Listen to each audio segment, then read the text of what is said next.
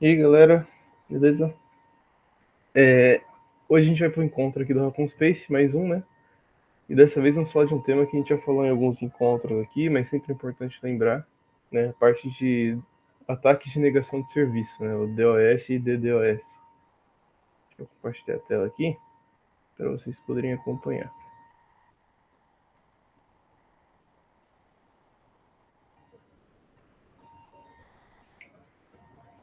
Bom, vamos lá, né? Deve estar tudo certo agora. Bom, beleza.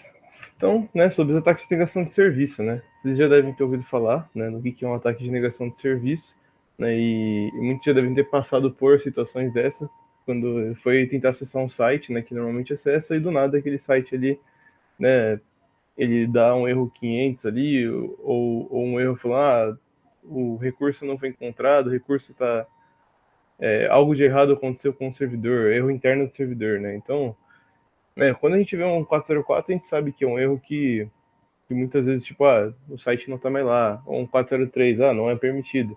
Mas o R500 do servidor pode ser muitas coisas, né, na verdade.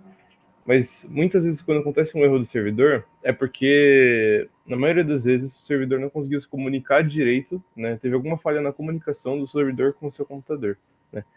E aí isso pode estar em várias coisas, né, e uma das coisas que mais afeta, né, de um jeito intencional, essa conexão do seu computador e o servidor, é ataque de negação de serviço. Então, o que é um ataque de negação de serviço? Né? Ele é um ataque que ele visa tirar um serviço do ar, geralmente a partir de requisições web, né? Mandar um monte de requisição web ou explorar uma falha, né? Uma configuração errada ali no serviço, né? Que faz você enviar um monte de requisição, né? E indisponibilizar o acesso a um recurso. Né?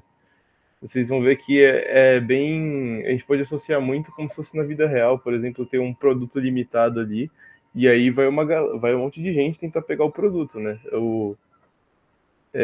E quanto mais gente, mais fila, né? Mais demora você vai lá chegar a conseguir seu produto, né? Então acontece esse tipo de coisa. Ele afeta diretamente o pilar da disponibilidade, da segurança da informação, né? A gente tem os três pilares, né? Disponibilidade, integridade e confidencialidade, né? E esqueci um pouquinho. E aí ele afeta pela disponibilidade, né? Que você tem informação disponível sem irregularmente, né? Sem nenhum problema de acesso. E aí, né, o principal fator desse ataque os recursos na máquina são limitados, né? Então, se a gente forçar eles no máximo, tem uma instabilidade e possível queda. Então, vamos lembrar.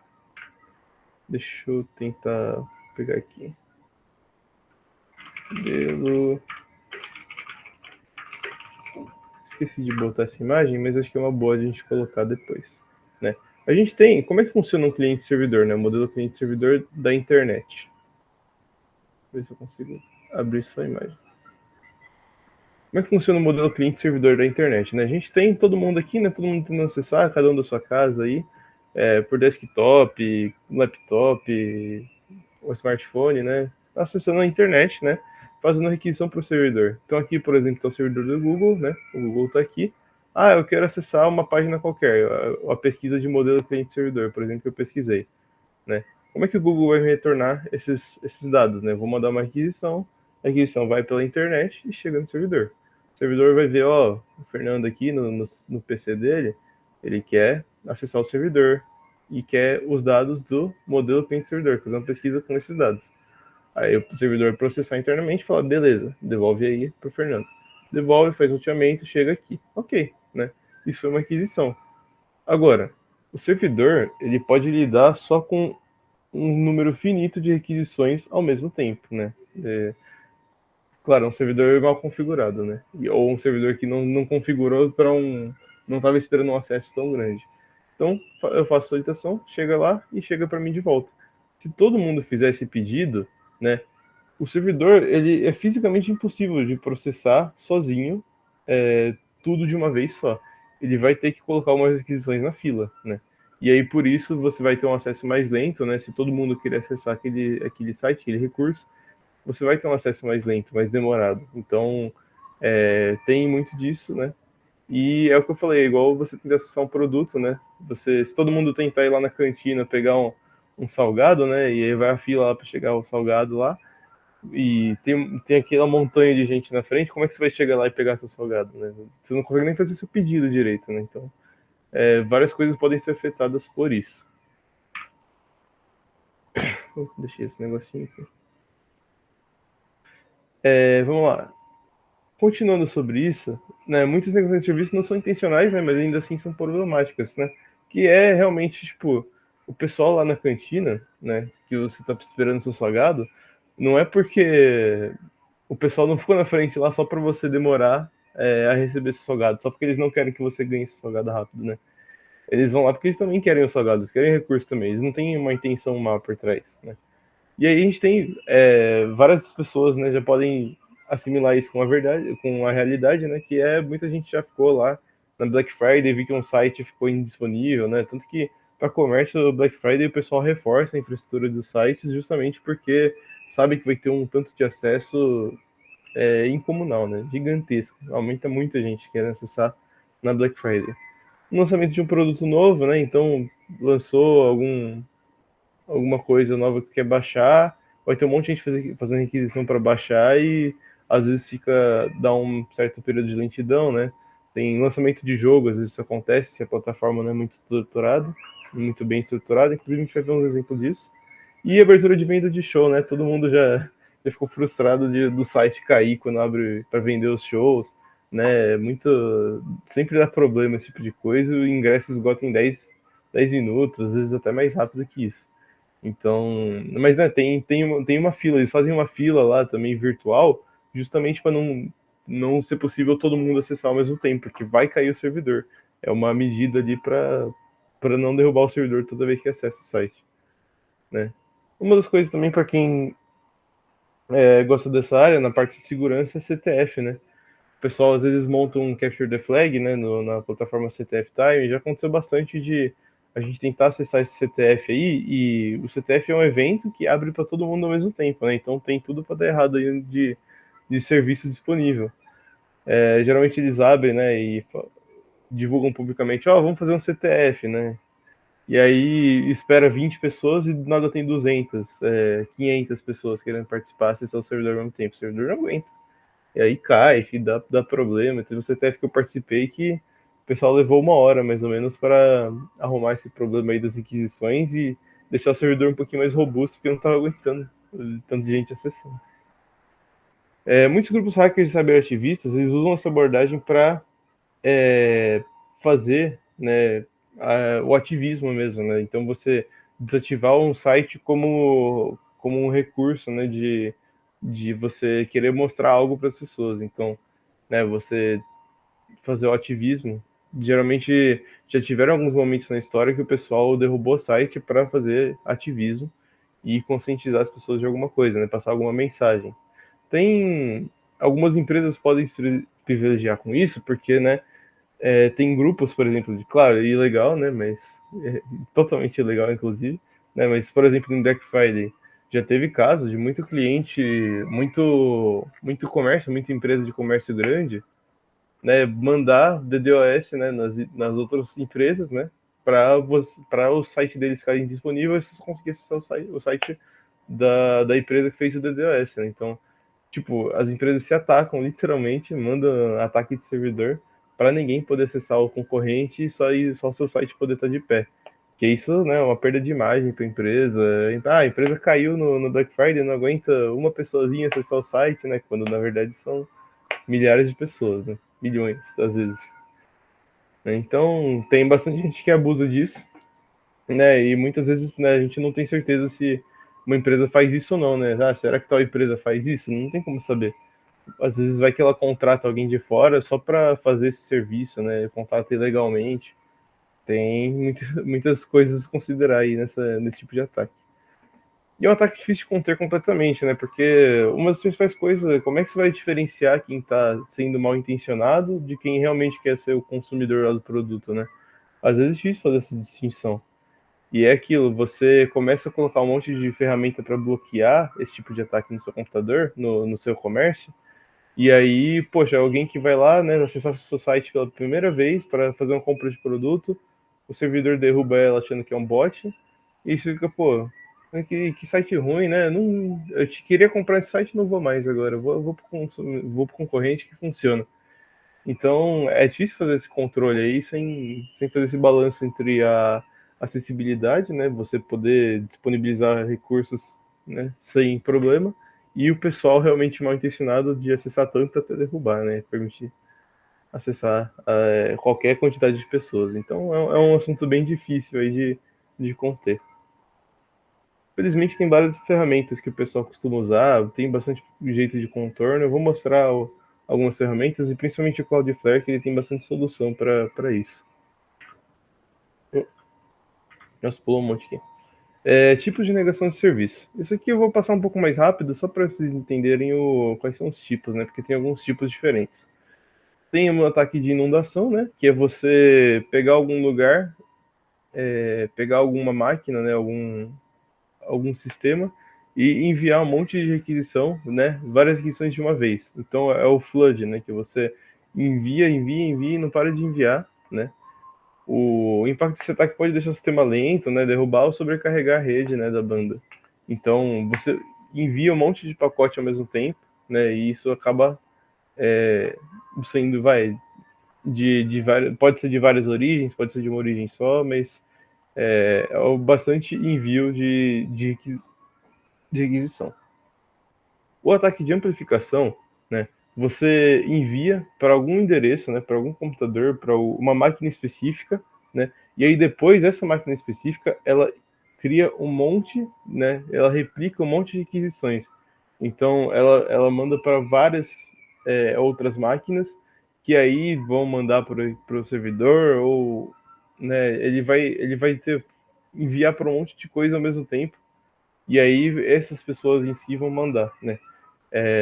A ideia é você, tipo, você espalha esse tráfego, em vez de enviar de poucos lugares só, você envia um monte de vários lugares diferentes que tem alguma coisa comandando ali por trás, alguma máquina, algum servidor comandando isso aí, algum programa, sei lá. Isso aí praticamente é a diferença do DOS e DDoS, mas já já eu mostro essa parte. Oh, e aqui outro tipo, né, ataque de exploração de protocolos, né. Então, uma coisa que pode acontecer é você limitar um certo protocolo, né? Tipo, eu tenho um site HTTP, né? O site que retorna uma página estática, então eu vou deixar só ele retornando o HTTP.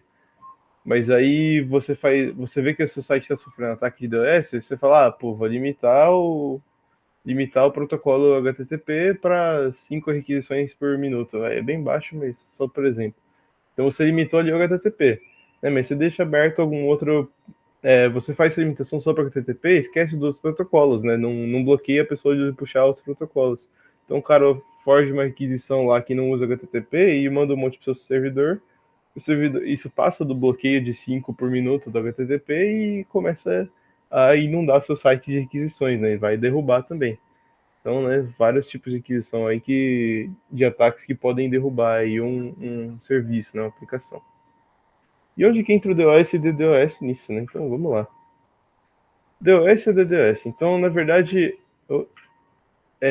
a gente tem esses ataques, eles são basicamente a mesma coisa, né? No sentido da técnica por trás.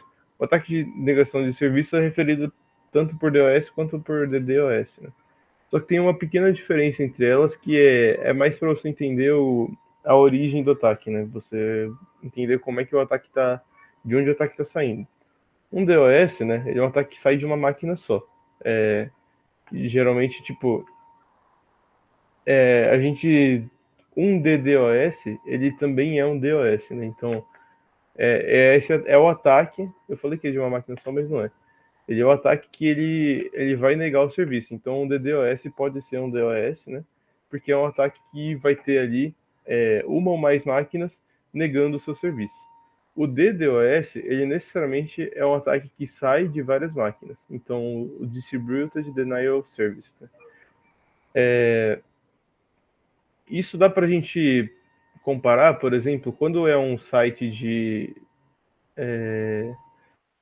abertura de show. Pensa que abriu um show para vender ingresso. Geralmente, o ataque que esse site vai sofrer é um DOS, que é um monte de pessoas de máquinas diferentes estão tentando acessar aquele lugar, né? Aquele lugar para pegar o ingresso, mas ninguém combinou entre as pessoas, ó, vamos acessar junto, hein? Para derrubar o site, né? Então as pessoas estão tentando acessar e causam só um DOS. Um DDoS é um ataque coordenado, né? Então tem aquela máquina lá, igual que eu falei do ataque amplificado, né? Tem uma máquina que vai mandar a requisição, vai mandar um monte de máquinas para mandar essa requisição todas juntas, né? Então meio que tem um comandante aí, mais ou menos, por trás do ataque. É bem de filme mesmo. Né? Então não é só uma negação. Então tem várias fontes, né, que fazem essa negação de serviço. Aqui vai ficar bem mais fácil de mostrar, né? Basicamente o DDoS é isso aqui, né? O DOS seria, por exemplo, se fosse uma maquininha só atacando, por exemplo, aqui direto do atacante vai para a vítima, então não teria tudo isso. O DDoS, o que acontece no DDoS? Ele é um atacante, né, que vai ter controle de um servidor, que um servidor mestre, né, então, ou de vários, né, que ele tem máquinas zumbis, né, máquinas infectadas, talvez, porque dá para você contribuir para um DDoS e nem saber, né? E aí eles todos fazerem um monte de requisição para vítima. Então é isso que acontece no DDoS, né? Geralmente, né, é impossível o cara ter essas máquinas todas. Tipo, ele alugou um galpão, botou um monte de máquina lá e tá lá. Ele vai lá manualmente em cada máquina apertar o botão de fazer requisição, dá a volta, faz de novo. Não é isso que acontece. Né? Porque nesse cenário seria fácil para vítima e as autoridades rastrearem responsáveis, né? Vai estar todo mundo no mesmo galpão com o mesmo roteador, pô, aí fica fácil de encontrar o cara, que o responsável pelo ataque. Então, qual que é a solução desses dois problemas, né? Você infecta máquinas de outras pessoas, né? Principalmente sem consentimento e conhecimento das mesmas. Então, você, né? Bota um programinha, né? Que a pessoa baixa, né? Sofre algum ataque, né? Baixa um malware ali. E aí, o computador infectado, né? Quando o mestre mandar o comando, né? Esse servidor vai disparar para todas essas máquinas, né? Vai ter um backdoorzinho que vai chegar nas máquinas, vai falar, ó, faz aquisição, às vezes nem consegue ver, porque fica oculto lá no seu. Ele roda lá no CMD oculto, né? E nem dá para perceber esse tipo de coisa. E aí faz esse monte de ataque aí para, né, saindo da sua máquina, da máquina infectada, você nem percebe. Né, e aí a gente chama de zumbis, né? Essas máquinas, porque, né, tá atacando meio morto-vivo ali, sem nem saber que tá atacando. É muito mais difícil rastrear o culpado porque tem várias IPs envolvidas, né? Então tem uma máquina na Rússia, na China, na Ucrânia, nos Estados Unidos, na Tailândia, na Índia, saindo de todo um monte de lugar diferente, né? E aí você já vê isso e pensa, putz, esse cara provavelmente não tá em nenhum desses lugares, né? Ele só pegou umas máquinas infectadas ali que mandou para atacar. Muito provavelmente ele não tá nesses lugares. Ele pode se esconder, né? Fingir ser um dos computadores, né? Mas geralmente não é, certo? E aí, né, como a gente falou, né, como é que a gente infecta uma máquina para poder mandar de DDoS, né? Tem vários malwares como vírus e worms, né, que podem ser usados, né?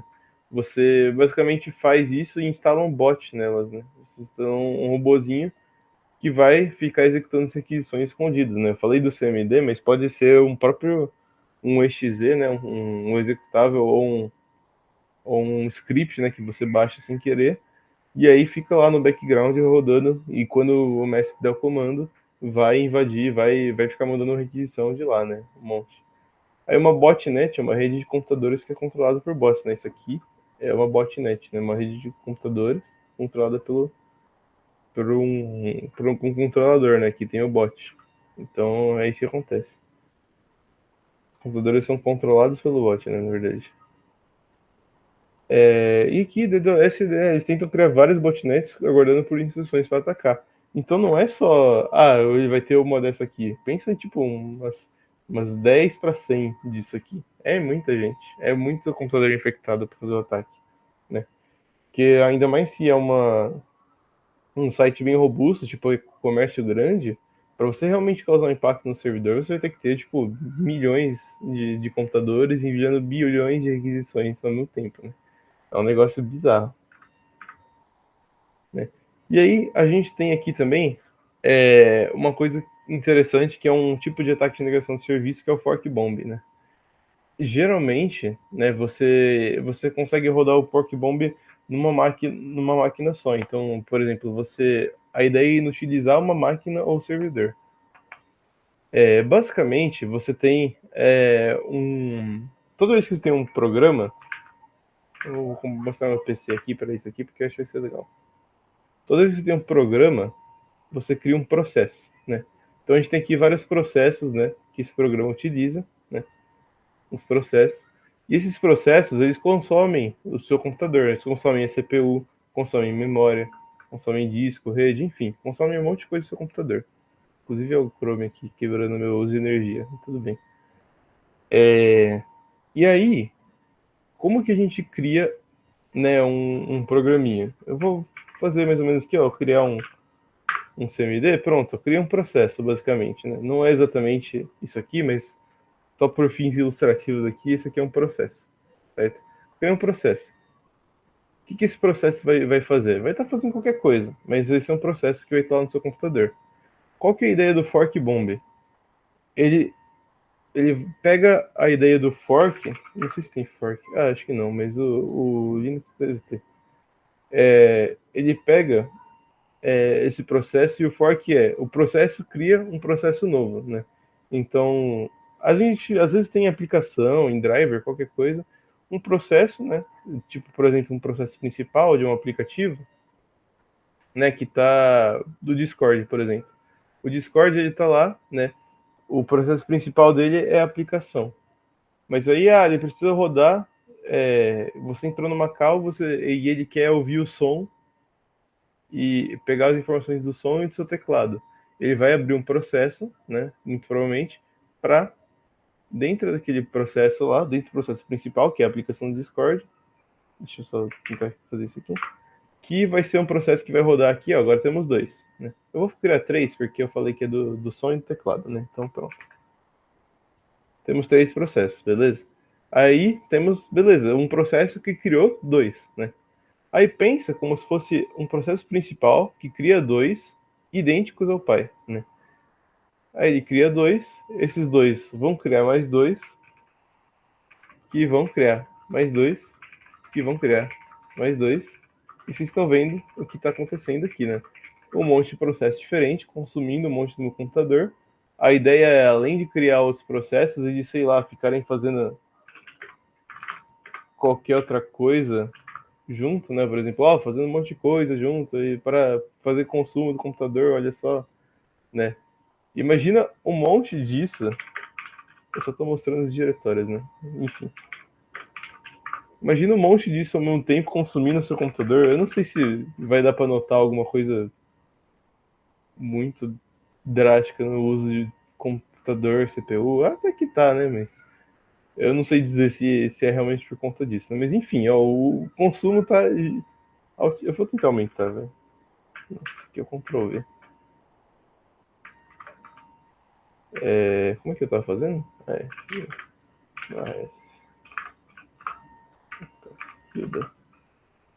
até lá vai parar os. Vou aumentar ali a. Ó! Meu PC, vocês não estão ouvindo, né? Meu PC tá começando a voar aqui. Tá chegando em quase 100% do consumo de CPU, pra vocês verem. Olha isso aqui, nossa senhora. Olha, vai travar tudo aqui a gravação, gente. Ó, é aqui, isso que eu queria mostrar, ó. Processador de comandos do Windows, ó, tá consumindo energia pra caramba, CPU pra caramba. Basicamente, cada um tá pegando 10% da minha CPU sozinho. Né? Então vocês estão vendo que isso aqui não foi uma boa ideia. Eu vou tirar isso aqui, que a gravação vai quebrar tudo. Caramba, olha só. Calmou. Enfim, fechei tudo. Ó, já até diminui o barulho do fã aqui do meu computador.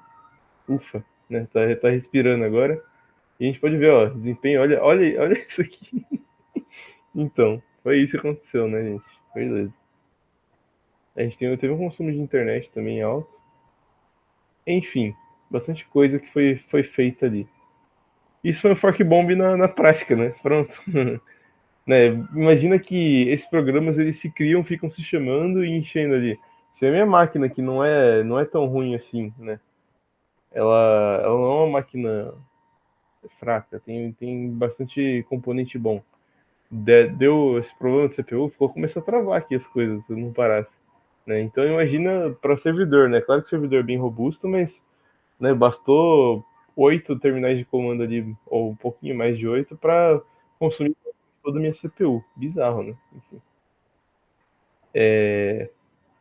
É um ataque meio incomum, porque bastante SEO tem proteção contra esse tipo de situação, então claro que o ato de você chamar um processo que cria mais processos, né? Ah, create process aqui, eu acabei de ver. Eu não tinha visto esse material faz tempo. Não sei se vai funcionar assim. Ser chamado aqui. Não vai. Não vai. Mas tem o próprio fork do Linux, né? Enfim. Cada sistema operacional tem as funções para chamar processo. Só que geralmente essa função ela pede controle de administrador para você fazer. Ou tem limitações de criar X processos dentro de um processo. Então, a gente tem né, proteções do sistema operacional, por isso é um pouco incomum. A ideia não é atacar uma rede, é focar uma máquina só, ou num servidor só, porque né, só uma máquina que está infectada que pode ficar criando esses processos. Você não pode criar um processo e mandar para uma máquina, mandar para algum servidor, ó, consome esse processo aqui. Não é assim que funciona. Né? Então é um loop infinito de ficar criando várias cópias dele mesmo e ficar chamando até que fique gigante. Como se fosse um loop infinito em programação, né? Opa, botou errado. Então é isso que está acontecendo, né? O processo do pai, né, tá fazendo fork, criando 2 feeds. Aí fez um fork, cria mais feeds, cria mais feeds, cria mais feeds. Vai criando um monte de gente até criar um monte de processo. Esses processos podem rodar alguma coisa ou não. Talvez, às vezes, só o fato de criar um processo vai ficar pesado. É só porque eu não criei tantos para isso, mas é um processo que não roda nada por trás, tem que ser muito mais processo para dar um impacto no servidor. Mas dá para fazer sim, né? E aqui a gente tem uma ideia do Slow Loris, né? Só para mostrar, tá acabando a parte dos chips. O Slow Loris é um ataque bem famoso até, que é um DOS um pouco diferente. A ideia até agora que a gente teve foi de mandar um monte de requisição para o servidor ao mesmo tempo. Né? Mandar tipo um volume grande de requisições e o servidor consegue lidar só com poucos ao mesmo momento, né? Então, né, isso é um problema. Mas, assim, o ataque foi feito justamente pela quantidade de requisições. A ideia do Dolores é, em vez de mandar um monte de informação para o servidor não conseguir mais responder, ele faz uma coisa diferente, que é, ele manda um monte de requisição, não precisa ser muitas, mas não são tantas quanto o DOS, né, mas o DDoS, na verdade, mas ele manda um monte de requisição, só que ele faz requisições complexas ou incompletas, né? Que você acaba demorando muito tempo para completar. Então, ele faz requisições que não. Eles pegam a atenção do servidor, o servidor fica ocupado para responder eles, né? E aí é aquele negócio da fila, né? A gente falou que se você vai mandando um monte de requisição, um monte de requisição, um monte de requisição, em algum momento, algumas pessoas vão ser colocadas numa fila de requisição, né? E essa fila só vai, assim que liberar alguém, vai entrar ali para a pessoa pedir o processo. A ideia é você esgotar a capacidade do servidor de fornecer resposta, você pegar todos os pontos ali, né, mais ou menos, que o servidor consegue dar o recurso. Então ou tipo, ele pega uma conexão muito lenta para mandar a informação numa velocidade bem baixa, um servidor não conseguir responder, né? Faz isso com os pontos de escuta do servidor, que ele não consegue lidar com os clientes reais. Isso aí acaba acontecendo, né? E aí muitas pessoas têm isso de fazer timeout, né? O timeout, ele é uma coisa que ele combate o ataque slow lords, né? Ele protege. Porque, né, você faz a aquisição, aí depois de um certo tempo ele dá um timeout e ele fala, ó, esquece sua requisição, tá demorando muito, ó, requisição incompleta, faz de novo aí. Né? Ele dá um timeout, né? E isso é um jeito de você segurar os ataques por slow lower, certo? E aí vou mostrar alguns casos famosos que a gente tem. Esses casos são bem relevantes porque dá para você ver que né, já existiram na vida real e com coisa que a gente usa bastante aí no dia a dia. a gente tem aí, né, principalmente, o ataque ao GitHub. Então, teve uma vez que, aqui, 2018, né, na verdade, teve um ataque no GitHub, e aí eles mostraram, né, esse tanto de requisições por segundo. Chegou algum horário ali, eles começaram, vai todo mundo pegar botnet aí, manda botnet nesse horário e tal. Aí pronto, né, teve um ataque gigantesco.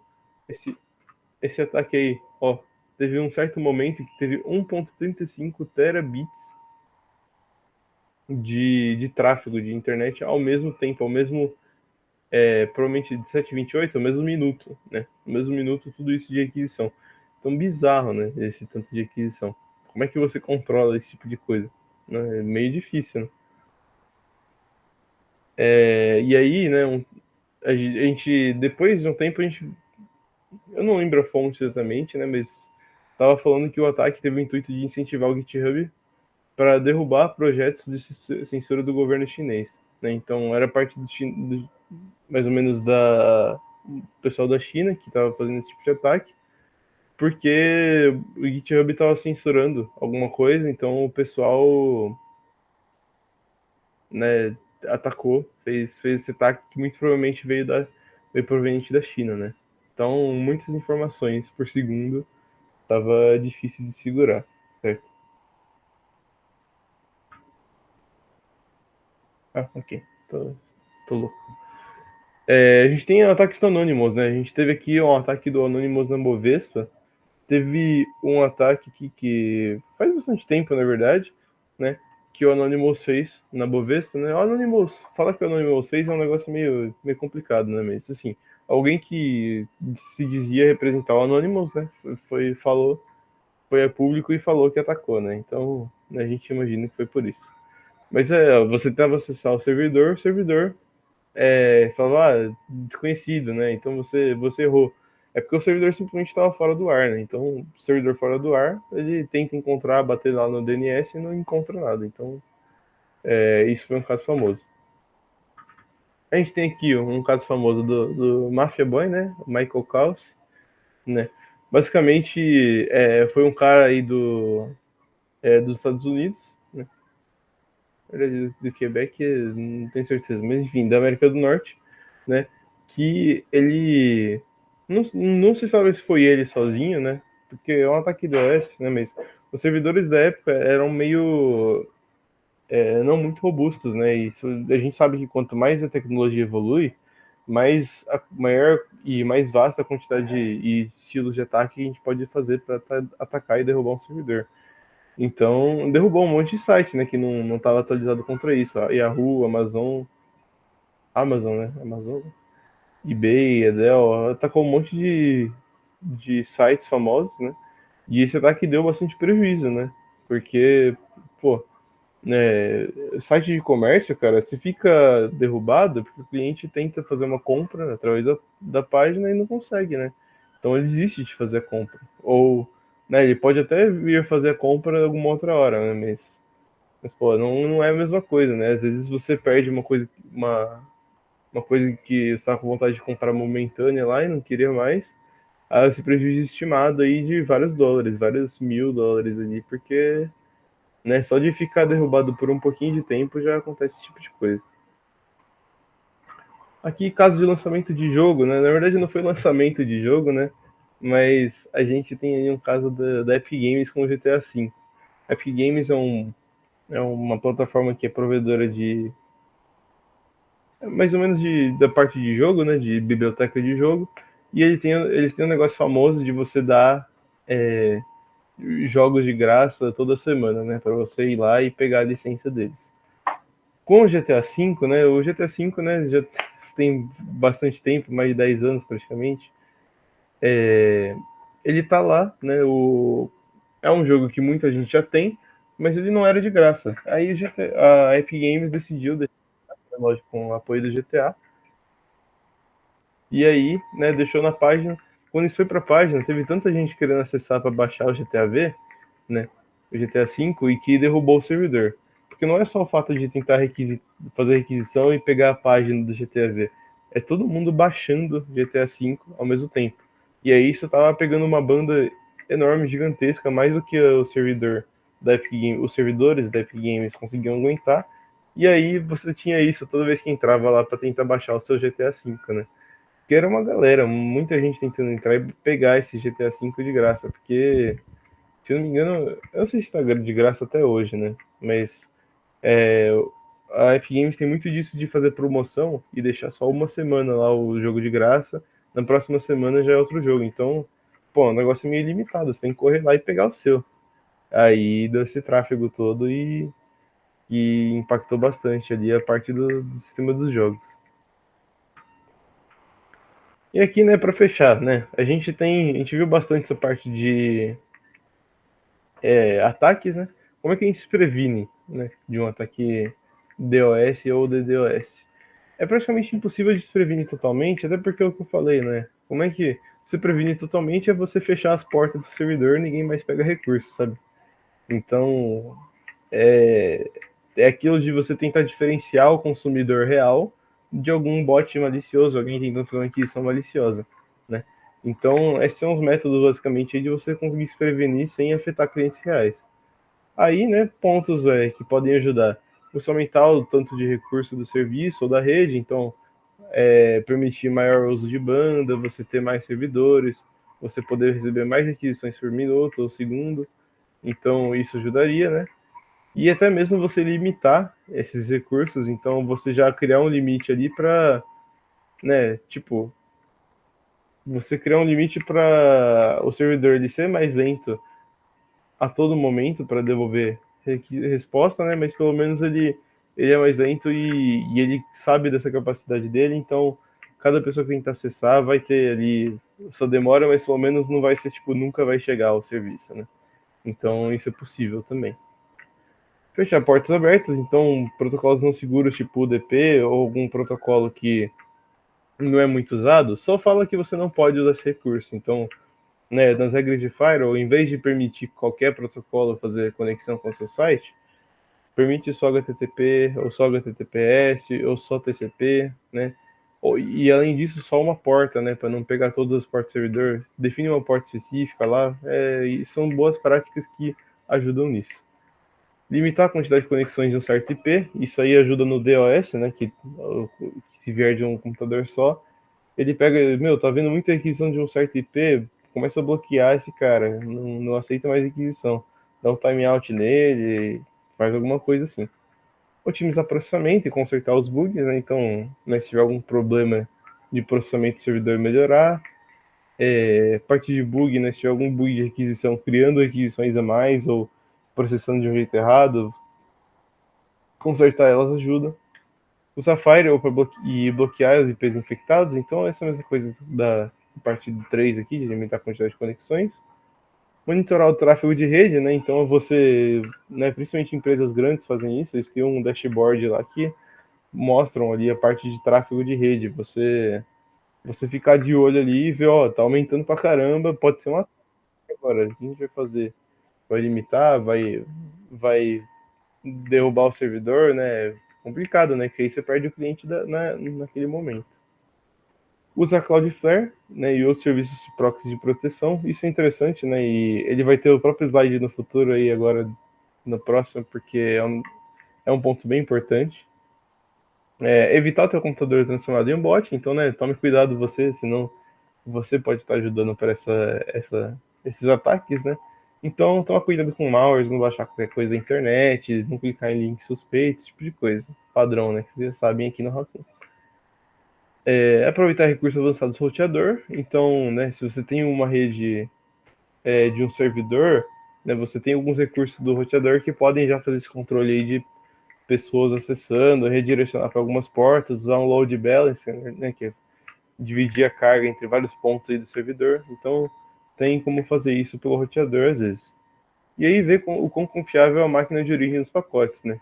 Geralmente o pessoal faz até umas listas já de ban, né, de não aceitar tal um recurso de algum país ou de algum que vem de algum range de IPs aí que já é comprovadamente geralmente famoso por fazer esse tipo de ataque, né? Então, Tem como fazer controle assim também, não é muito confiável fazer. Quer dizer, não é muito legal fazer esse tipo de filtro, porque, né, você pode bloquear alguém que seja daquele país e realmente queira acessar seu conteúdo, né? Mas tem gente que pode fazer esse tipo de controle. E aqui está escrito, ao sofrer um ataque de negação, uma das melhores soluções é iniciar o sistema, sentar e chorar. E isso é verdade, assim, porque, né, você tem todo esse tipo de mitigação, né, beleza? Mas que são mitigações, que não são remediações. Se você está realmente sofrendo um ataque de negação, o seu servidor não tem muito o que você fazer, né? Você vai, muito provavelmente, né, se quiser fazer alguma coisa em relação a isso, vai ter que derrubar o servidor. Ou vai ter que. Porque você não consegue fazer uma mudança no firewall lá, tipo, instantânea, né? Mudança de firewall, mudança de regra, esse tipo de coisa, vai levar um tempo, né? Até lá você vai ter algum problema. Então, né, tem coisas que podem fazer, mas geralmente são lições aprendidas aí para a próxima vez, porque é difícil você lidar com um ataque de negação de serviço aí em tempo real, né? Muito difícil. Né? E aqui a ideia é falar um pouco sobre o próprio Cloudflare, né? Então, Cloudflare é uma ferramenta, né, que age como proxy entre o seu navegador e qualquer site que tenha ele implementado, né? Tem que usar o Cloudflare. O que o Cloudflare ele faz? Ele faz diversas coisas, né?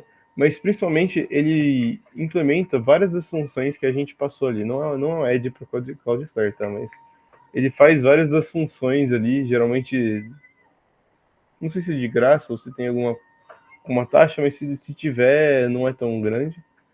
E a ideia, né, ele toda vez que faz uma aquisição, ele leva um tempinho a mais, né, 5 segundos aqui, basicamente, mas geralmente nem chega a 5 segundos, geralmente leva alguns segundinhos, né, que né, dá um impacto na sua vontade de acessar o conteúdo, mas passa tão rapidinho que você nem vê. E o que ele faz nesse tempo? Ele executa uns scripts, né, ele faz uma conexão de JavaScript, né, eu esqueci agora tudo que ele faz, né, mas ele faz várias verificações.